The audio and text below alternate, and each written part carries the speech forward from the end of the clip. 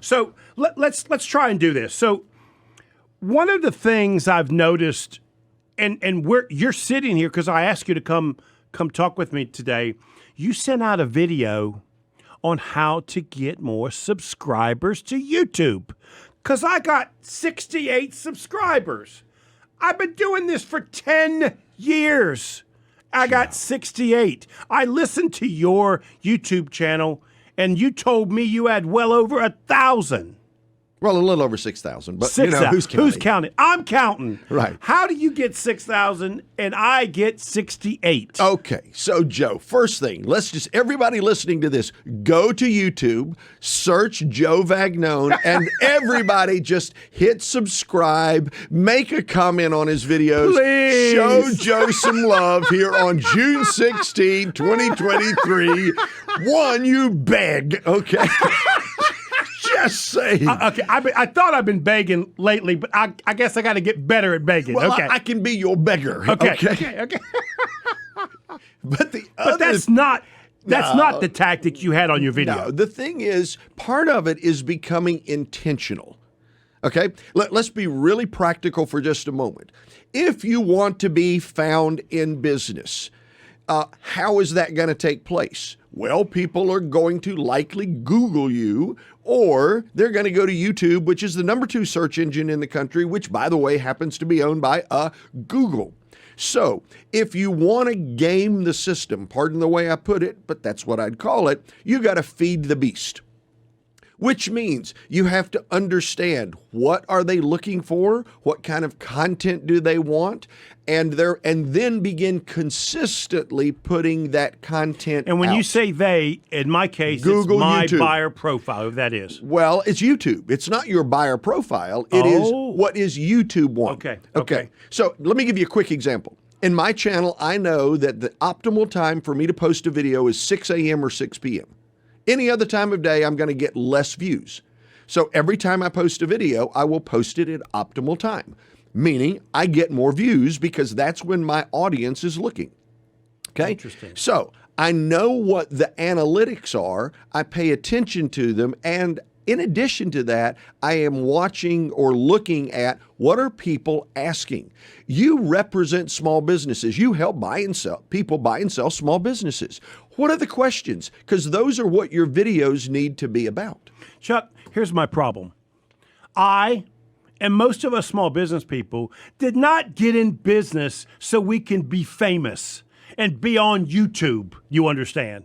Matter of fact, when I started business, I didn't even know there was a tube. There probably wasn't. There probably wasn't. Because, Joe, you and I are old. So it becomes problematic that you're asking me to perform so that I can increase the amount of people willing to look at my site. Do you see how that's kind of a divergence for what my interests are? Do you see how this is difficult?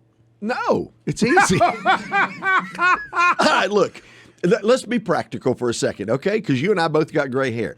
In the older days, I grew up in Valdez, North Carolina, WSVM. I know that's probably heresy to say on WSIC. But if you were a small business, what did you do? You bought radio advertising. You bought advertising in the local newspaper, right? That was the world we lived in. Now the world we live in is far larger. And so we look at, where are you likely going to be found? Now, this radio station has a great following in a geographic market, right? But we do videos all around the country. Right. So if I want to be found, what is the likelihood that they're going to find me? They're going to search, and if they search, it is going to be on a Google-related product. I just need to understand, how do I place, just like I would place radio ads or place advertisement in a newspaper. Okay. I don't want to get in the weeds here. That's fine. But the video content is continuing to change. It is. Right? The landscape for business, what the viewer, can I call a YouTube person a viewer? Sure. What they're looking for is changing, right? Because what I'm seeing are people jumping around and acting silly with their moms, and I don't know how that's selling anything. Walk me through that. Okay. Well, in reality, it may not be. In reality, what it may be doing is just attracting attention. And if your objective, okay, two different things, Joe, practically. If all of my objective is to attract attention and that sells ads on YouTube and therefore YouTube pays me, what do I care? Because the model is YouTube paying me to be a platform for ads. Got it. We'll call that A. I don't really think much about that. And so when I see that, that's what's happening. Exactly. That's not what you're describing for a business person. That is correct. Okay, got it. Got Okay, it. for You a- helped me right there already. Okay. For a business person, here's what the question is. What are people going to be searching? So if you help a small business sell their business when it's time for them to retire, the kids aren't interested, what are the 10 questions that those people ask? Because if Joe created a video and say, hey, are you thinking about selling your small business? Let's say you own a funeral home, your kids aren't interested. What do I need to do? Okay, there's 5 things. In this video, we're going to cover number 1, and you answer the question very quickly, and your video is 2.5 minutes. You know what? People who are thinking about selling a small business are going to find your content if you're consistently putting content there. Okay, Chuck, you are a genius. You are the most spectacular man on the planet.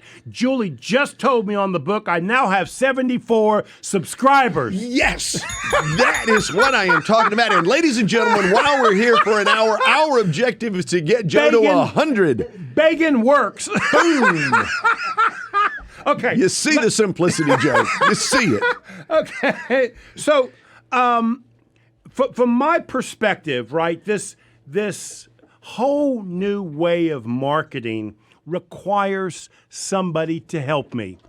That's where Primo Production comes in, right? Because I don't need to know all this. If I call you, you can help me with this process, right? Because if not, I find myself sort of stymied by all of this.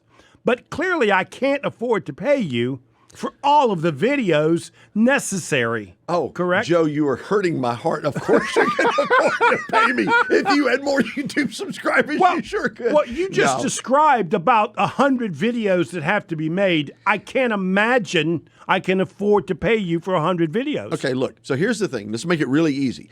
There's 2 different things. Number 1, you can do it yourself, but most people procrastinate and don't. And therefore, they fail and think it doesn't work. Or you do go and say, I'm going to hire someone to do one of 2 things. Help me understand what questions are being asked so I know what videos to produce, or just hire us to do them for you. You do the video, but to understand what needs to be done so that it can be taken care of. But doesn't professional production matter? Does it matter? Because some of the stuff I'm seeing, Chuck, there's no professional involved at all. Depends on your market, and maybe we need to talk about that after the break. Let's do that. Boy, you are a real professional. Hey, man. So we were picking on me. Yes, we were. You were picking on me about my YouTube channel and my official 74 subscribers. Right, which we need to get to 100. We want to get to 100 exactly subscribers. Sounds like a radiothon, right? That's right. That's right. And I asked you a question because you flippantly jumped over it last segment. You said, I know who my people are. I know when they want to listen to me. Kind of like, they want to have lunch at 1 o'clock. Well, how do you know that? Okay. Because I don't know that. All right. So, Joe, let's put it in perspective you can understand. In radio... Is that possible? I'm not going to answer that question. Hesitation, Isaiah, bothered me. I am not going to answer that question. But think about it. In radio, most anybody that owns a radio station has an idea of when their listeners are listening, right? So if you're on YouTube, you're going to find out when your viewers are viewing. Now, there are programs that are out there, vidIQ, TubeBuddy. There's a multitude of analytic programs that exist that anybody can take advantage of or subscribe to, but it's going to give you information that will make it light years easier for you to make your channel work. Now, you said to me, well, you've got 1,000 subscribers. I corrected you to say 6,000, which in the big scheme you hear of that, things... Isaiah? 6,000. Yeah, that we ain't seems talking big. to just anybody. Yeah. 6,000. 100,000. Yeah, right. Okay, go on. Seems significant until you have 500,000, and then I'm a tick on it. It does seem significant, Chuck. Right. Yes. And we want you to be at 100. But the point becomes, all I did was use the analytics that are available to help me grow the channel. When are they viewing? What questions are they asking? If somebody's asking a question, Chuck wants to answer the question. So if they're asking a question about video production, I'm just looking and seeing what questions are being asked and creating videos to answer those questions, because that means people are going to find the videos, therefore they will find me. Got it. Okay. So how do I make sure the content is connecting? That is where a professional production company is very helpful, because I've learned over the years content really does matter, and the delivery really does matter. It does. And just like here in radio, where you and I are sitting back chatting and laughing and having a good time, if there is not something that is stimulating to the audience, now in video, it's visually stimulating or auditorially stimulating, but if something's not happening that's keeping them engaged, they will turn it off. The average video gets watched 31 seconds. Really? And they're out. So there's got to be. I thought I was the only one that got bored quickly. Oh, no. You don't even get bored compared to most people. Because you're not boring. But right. But yeah, if you're producing video, what are you doing? You are really looking for what is the audience looking for, and how do I keep them attached to want to continue to watch the video to get the message that I'm trying to deliver. Gosh, 30 seconds. 30 seconds. Wow. Yep. So do I have to deliver the entire content in 30 seconds? Nope. But I just got to attract them enough that they want to keep listening. That's exactly right. Exactly. If you had 3 things you wanted to share, you're going to say, okay, there's 3 things I want to share. Now, you need to stay tuned, because the third one, that'll be toward the end of the video, and you won't want to miss that, because that's the key. Well, now you've set them up to wonder, what is that third thing Joe's going to say, so that they will watch your 2-minute video instead of cutting you off in 30 seconds. Just so you know, Richard is listening. He helps me with my social media. He said, looks like my job just got a whole lot harder. Yeah, Richard, you need to get him to 100, okay? 100, Richard. 100. Richard, call your mama. Call your sister. So I I've shared through my newsletter for months now, probably over a year, videos that Steve Gilliland has done that are phenomenal. Yes. They tell stories. Yes. You helped him create those. They're just exceptional. Now, listen, Steve is a true professional. You understand, right? And I don't know too many people that could tell a story like Steve Gilliland could tell a story. But his motivational bites, which you produced for him, are just unbelievably compelling and inspiring and engaging, right? What role does storytelling play as I'm trying to produce these videos that you're talking about? Okay, story always sells. Now, Steve is a master storyteller. Probably one of the best keynote speakers I've ever heard, master storyteller. So let me give all the credit in the world to Steve creating the story. The issue on video is we've got to do something that visually will bring that to life. So Steve tells the story. Our job is to hear what he's saying and then provide visual stimulation, because every 3 to 7 seconds, something has to change on video to keep people stimulated. Say that again. Every 3 to 7 seconds, something has to change to keep people attuned to video. I did not know that. Okay, now, what are if you know, I know you're not an attorney, but you certainly have been around the law enough. Oh, yes, I have. I have hired attorneys. That's right. I am not an attorney. What legal and ethical considerations are there for all these videos that I'm creating? What if I say something that maybe isn't accurate? Or, I've been known for a little puffery. I am a broker. I do sell things. So Judge Judy calls it puffery. Are there some legal concerns? Puffery, yes. Puffery. Yes. Is there some legal concerns I need to be thinking about? Well, probably a couple of things, but different than what you might think. I want to be concerned with, if I'm sharing information, I generally will couch it in the form of this is my opinion, or it appears, so that it is not absolute in what I'm sharing. If I'm, for example, in the financial services industry, I'm going to be careful not to offer financial advice and violate some requirement that would cost me my license. Okay? I might talk about the ideas of what people might choose to do from a financial perspective that would be positive, but I'm not going to offer specific advice. Outside of that, the biggest thing is, especially in video, is making sure you're not taking other people's stuff. Because people are just notorious for, oh my gosh, I found this over here, or here's this song I want to play. And the next thing you know, you're taking somebody's copyrighted song or an image from them that Getty Images owns or something. And in today's world, you'll get busted for that. Whoa, slow. Bring it back. Okay. I took first of all, I'm going to pat careful. myself on the back here. Okay. I took, and Julie took, a certification course at Harvard. Oh, I did say Harvard. you did. Okay. For negotiation and dispute resolution. Clearly, you can see the benefit it would have for my business, right? Absolutely. So there are a lot of things they taught me and the information they gave me I would like to share. Are you suggesting I can't share that information? Because now it's part of my system and process, right? Yeah. That I use as a brokerage. Yeah. Where's the line drawn? I'm not saying you can't share the information you learn, but I am saying that if I'm sitting here and I want to create I'm going to make it easy for me, but I want to create a video and let's say because of my past experience, I start out with the song Bad Boys, what you gonna do? If I take that song, I am now using someone's copyrighted material. So I have to be conscious of I'm not going to steal someone else's copyrighted material, because there's been 2 recent Supreme Court cases which people got busted for that big time. So let's move on.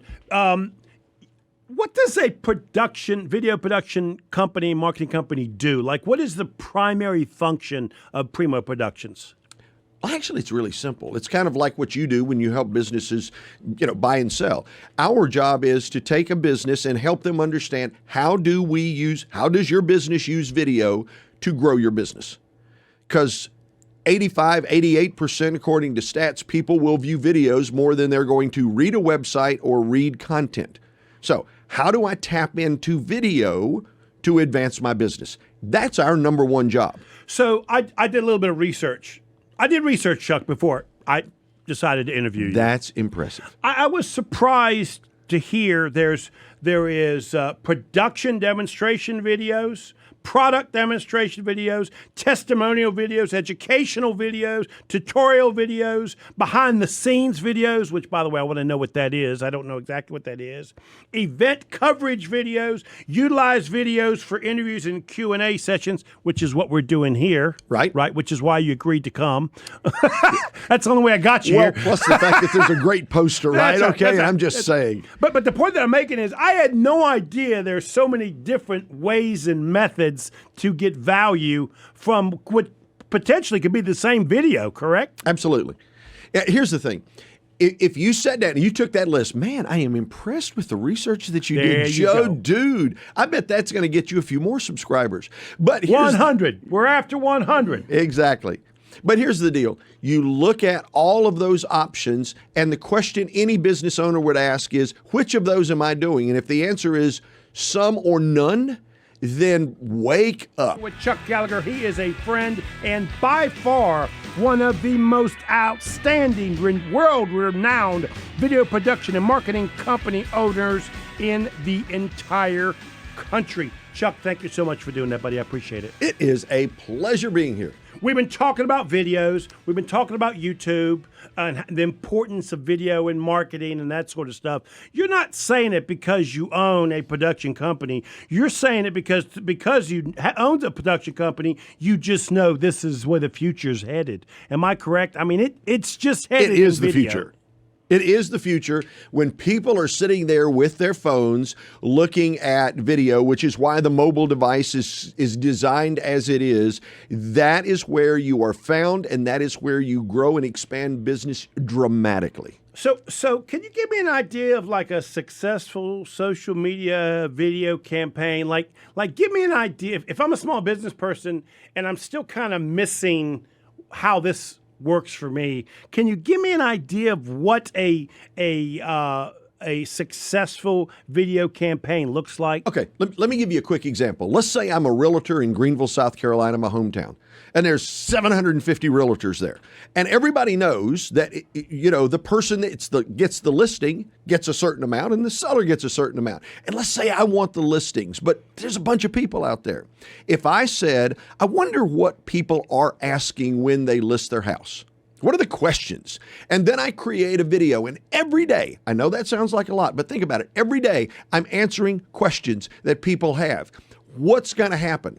Gee, I want to list my house. I go to YouTube and ask the question, what do I need to do to list my house? And all of a sudden, all you see is Chuck's videos. I have just catapulted myself above other realtors. It doesn't mean I'm better. It means I have used the marketing medium to be found better and quicker, and which means I will get more than my share of the listings, which is the small business win. Got it. Okay, so I want to move on. Yep. But before we do that, so help me help the poor man or woman getting started. Okay. Yep.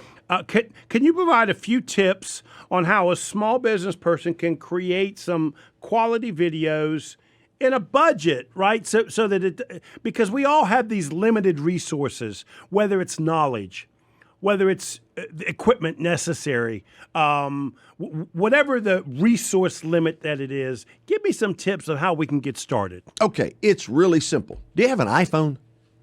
If you've got an iPhone, that's all you need. I know it sounds as bizarre as it can be. I own a video production company. I've got an iPhone 14 Pro Max. Gee, I can't spit it out. You think I was a speaker, right? All of the videos I do on YouTube are shot on my iPhone. I have no additional microphone. I have an iPhone. That's it. It's simple. It's easy. It is not hard to get into the business. You know, it's interesting that you say that because I've been told for years that these phones have some of the best cameras you could buy in them already. Absolutely.